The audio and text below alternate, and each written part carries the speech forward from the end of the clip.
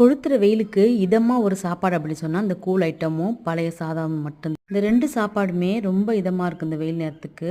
இந்த மண் சட்டி எடுத்துட்டு 2 கப்பு ராகி எடுத்தீங்க அப்படின்னு சொன்னா, அதில 1 கப்பு கோதுமை அல்லது கம்பு சேர்த்து ஊற வச்சு நைட்டே வந்து ஒரு மூடி போட்டு மூடி வச்சுருங்க.